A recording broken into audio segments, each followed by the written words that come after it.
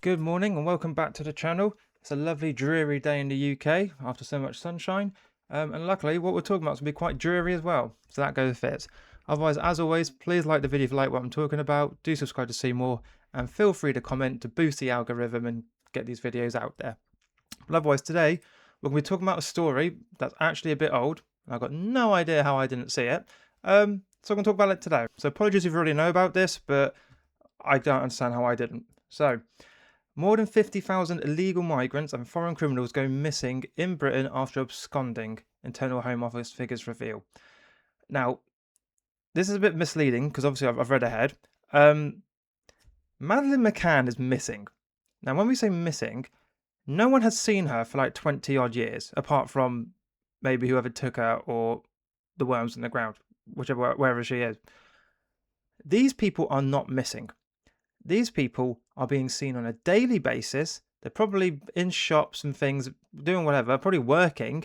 It's just that the Home Office has lost track of them. That's the key thing to make a difference. If we'll read through the story, but just make it clear, these people are not missing, all right? That they are around. It's just the Home Office doesn't know where to find them if they need to. So, more than 50,000 illegal migrants and foreign criminals have gone missing in the UK after absconding, it emerged today being 25th of June. Internal Home Office figures show that migrants, including 1,200 national offenders, were recorded as absconders on government systems. The data is from December 2024, so we can probably extrapolate that and feel that more people have gone missing when we see the reasons why they might have absconded later. Obtained by the Independent Chief Inspector of Borders and Immigration, shows there were more missing illegal migrants than asylum seekers currently awaiting an initial decision by the Home Office. The tally includes people refused asylum who have then absconded to avoid being sent back to their home countries, as well as foreign criminals who have evaded deportation and channel migrants seeking asylum who have disappeared after being placed on immigration bail, the Telegraph reported. So, there's like 3 different categories there.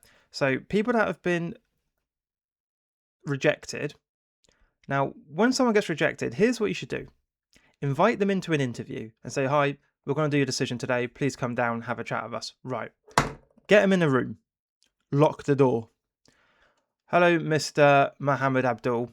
Unfortunately, it turns out you're not actually homosexual. It turns out you're not getting persecuted in your home country, and you've been back on holiday twice since you arrived here. We're rejecting your application. You're being sent back. Policeman grabs him, puts him in cuffs, takes him to the airport, puts him on a plane. That's it. That's literally all you have to do. What they're doing at the moment, I think they're literally sending letters out to where these people are saying they're staying, saying, oh, by the way, you've been rejected. Please, can you leave the country? One of those 2 methods is working. The other one wouldn't. So, the other one, as well as foreign criminals. So yeah, a criminal not following asylum rules, checking in and stuff. What a bloody surprise! And then channel migrants, secret asylum. Again, yeah, that's the same kettle of fish. Absolutely stupid. All right. Migrants in the immigration system are required to maintain regular contact with the Home Office through bail reporting conditions. If they don't, they can be classed as absconders, which can spark enforcement action such as arrest and detention. Labour blamed Conservatives' chaotic management of the asylum system for missing migrants. Management of contact with those who have no right to be in the UK was chaotic and data was unreliable, a Home Office said. Under the previous government, removals failed to keep pace with arrivals, and the Conservatives stopped asylum decision making as they pursued their failed Rwanda plan. As a result, the asylum backlog ballooned to 150,000. Right, just to quickly nip something in the bud. The Rwanda plan would have worked. Do you know why it would have worked? Because as soon as we built the facilities and then Labour came in and said, we're not going to be using this, Germany took the facilities. Germany thought it was going to work. And in fact, they actually interviewed a bunch of migrants saying, are you going to try and cross? And they go, actually, I'm not sure because I don't want to get sent to Rwanda. So, yeah, that's the story. Now, just kind of like have a chat about it. So, we obviously live in a system, right? So the system is actually quite good when it works. So you have money. You have your money in a bank account. In that money in your bank account, you get a little card, which means you can then go spend your money without actually having to get all the physical coins and coppers and things out. A lot of people don't like that. A lot of people like that. That's up to you. But personally, let's be honest, that makes life a whole lot easier than carrying all your cash around.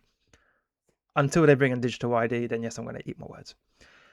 That's part of the system. Another part of the system is obviously paying tax. If you're employed, your tax gets taken out of you from source.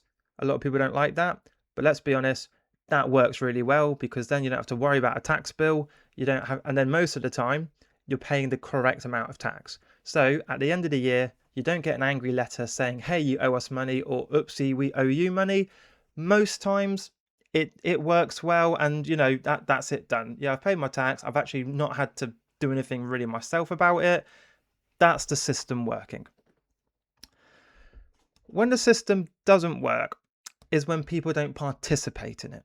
For example, if a bunch of asylum seekers come across on the boat and they throw their documentation into the water, as soon as they get here, they're literally saying, "I'm not part of your system," because everyone in the UK has a name. Let's be honest. That's kind of given it, right? You have a name, you have a birth certificate. As soon as you're born, you're in the system. You were born at this hospital at this time. That's you. That's how you identify yourself. And oh, what's your name? So and so. These people, they come here and they literally don't have that. They don't even have a name. They wound up on the beach and they're like, "Okay, who are you?" "Oh, I'm Muhammad Abdul Goat Lover," right? And the police have to take their word for it because they've got no way of actually confirming it. They don't call up these third world countries and say to them, "Hi, we've got Muhammad Abdul Goat Lover. Can you confirm all his details?" Because they don't have that sort of contact. And those countries don't even have those systems. All right? So they come here immediately, not being part of our system. And then we sit there and think, wow, you can't live outside of the system. I mean, no one's ever done that, you know what I mean? Because we've all been born in it and, we've all grown up in it. Not these people. They were born outside the system. Of course they were. They get here. They just get given money, given cash, given all sorts of things. I think they get like debit cards and cash cards, things of that nature. So when they don't want to play by our rules and play outside of the system, it's literally another day for them. It makes absolutely no difference. They can go work cash in hand jobs. They can go to the ghettos with all their other countrymen that have really come here. They have no need to play by our rules. "Oh, but Josh, if they don't work and pay into their PAYE, they won't get a pension." Well, they don't care about that, do they? They literally, all the things that you worry about for sort of future planning, they don't. They literally just think right now. In fact, somebody said, I think people in Africa don't have a concept of time. They don't actually plan things to time. They just do things and it just takes as long as it takes. So yeah, different worldview.